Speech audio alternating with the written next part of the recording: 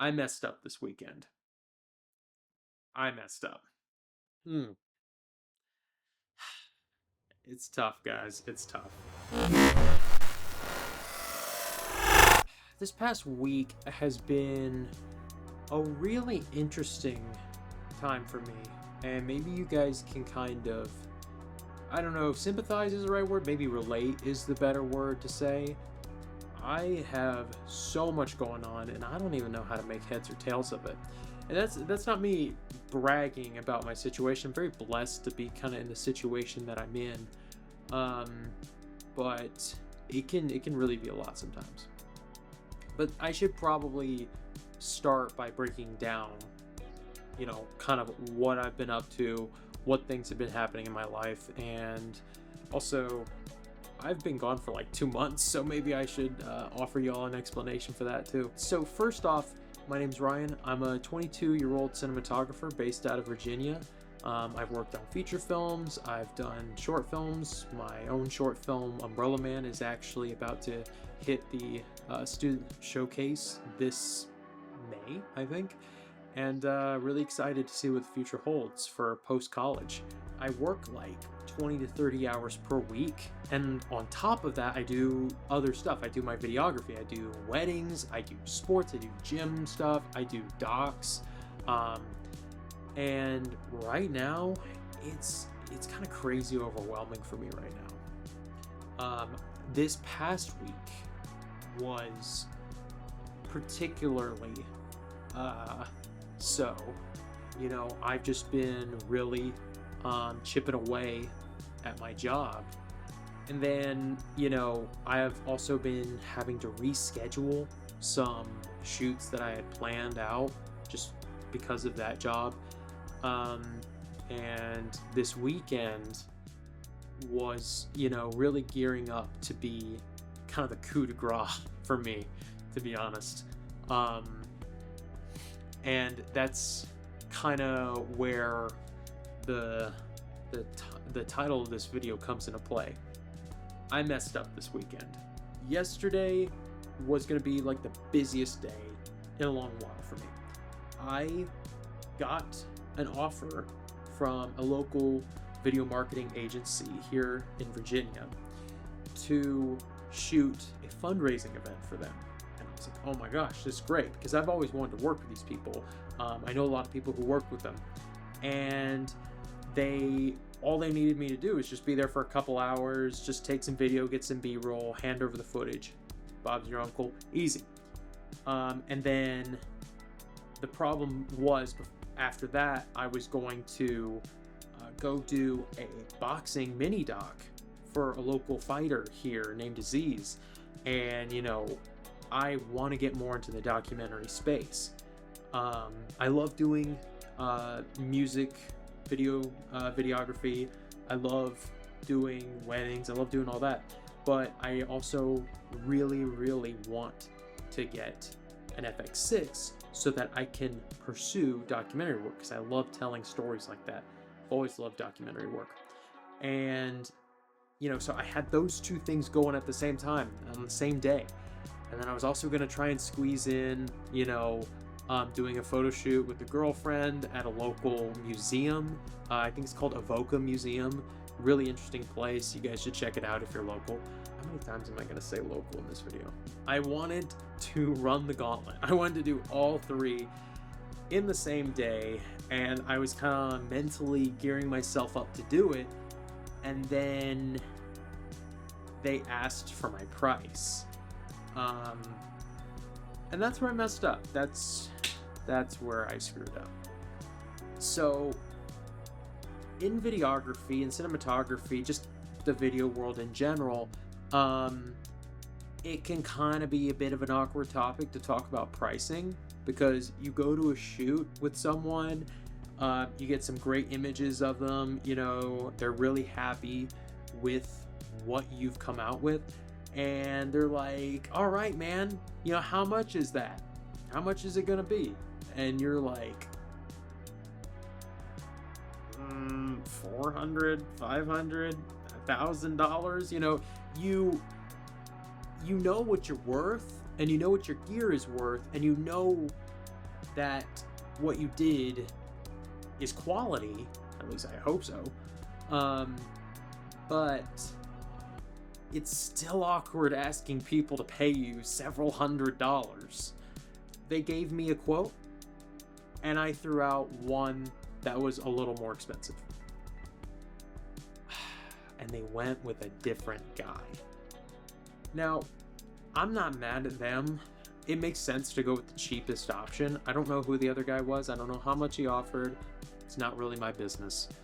But that kind of threw me for a loop, because I was like, man, I didn't think I asked for too much more, but clearly something happened here to where it just made more sense to go with someone else.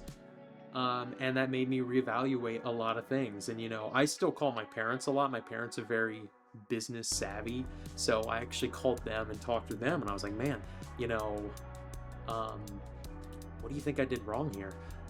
And they gave me a lot of tips, because my dad, especially, he ran his own business for like 30 years. So he gave me a lot of tips. And this is kind of what they gave to me. So I should have thought about what their needs were more. They just needed some guy to come up and, just get some B-roll clips for 2 hours, and that's it. They really didn't need anything complicated. I should have considered that before just throwing out a price.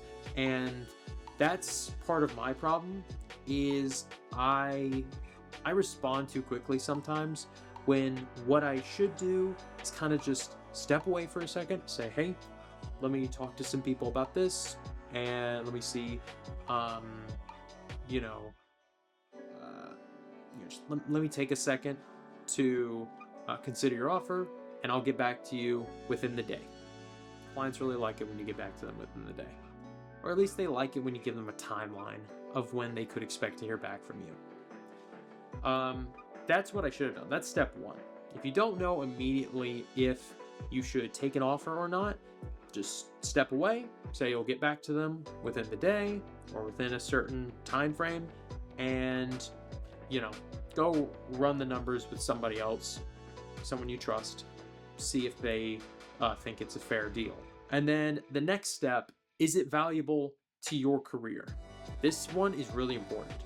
I've been more than willing to take underpaid jobs if it's important to my career. Like with this boxing mini doc that I did just recently with Aziz, I wasn't getting paid for any of it. I didn't get a single cent, but I wanted to do it because it's where I want my career to go. It's what I want to do more.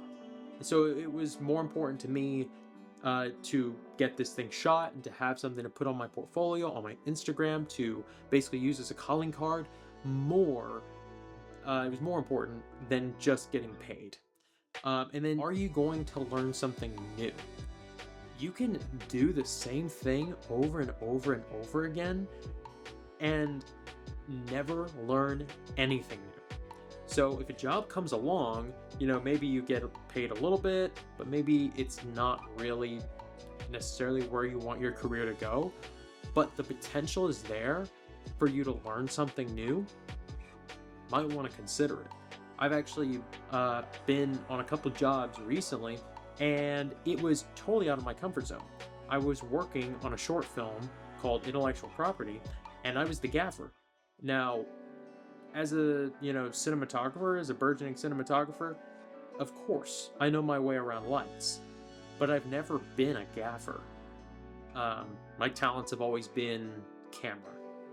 So it was kind of a new role for me, but it was on a short film, so there was no pay involved. But it fulfilled the first two qualifications. One, it was something where I kind of want my career to go. I don't want to be a gaffer, but short films and just filmmaking proper in general, that's definitely where I want my career to go. And then two, it was an educational learning experience. I learned something new. I learned my way around way more things. I now know so much more about lighting and just that world. that side of cinematography than I ever knew before. And if I hadn't taken the job, I probably wouldn't have known how much lighting is involved in crafting a good image. And then finally, getting paid, you know. And that one, I actually think it is an important pillar. It's an important pillar as to, you know, how you evaluate a job, whether you want to take it or not. But I wouldn't say it's actually the most important, especially after this weekend. Because, you know, like I said, one was a success, the other was a failure. But, you know, why were they so different? Because one, I prioritized getting paid, you know, and I lost out on the job. You know, if that makes any sense, I hope it makes some sense. Yeah, so getting paid, it's not the most important thing. And that's kind of, you know, that's a tough thing to hear, especially in this economic climate. But if you want to pursue this craft, it's a long-term game. And that was something I had to learn the hard way this weekend. And I could have walked away with 2 really good gigs, with 2 different jobs to put on my portfolio. But I only walked away with 1 because I was too eager to get paid on that first one, you know. So, you know, you definitely want to know your worth. You definitely don't want to get involved in this race to the bottom that a lot of people kind of chase after. But you also shouldn't make, you know, getting paid the most amount of money the most important thing. It's not all about those dollars, you know? It's about learning. It's about pushing your career in the place that you want it to go. And if that involves taking on a job that doesn't pay, you know, the absolute most, then, you know, I would say it's worth it. You know, so be it. But anyways, you know, that was just something that hey, I didn't give you permission for that. That was just something that I learned, and I wanted to do it kind of unscripted. I'm gonna do more of these unscripted, less cut together videos. I think I mentioned this in the last video. I get kind of bogged down in the editing process. I actually had an iron lung video that I wanted to post that I just have not posted because I've been hyper editing it, and I am so tired of it. And Iron Lung came out like a month and a half ago. Doesn't matter anymore. Maybe I'll talk about it one day. I have a couple ideas banging around in the head about it, but who knows? Who knows? Anyways, thank you very much for watching this video. Please do like, subscribe, comment down below, and stay tuned for more. And I'll see you on the journey. Peace.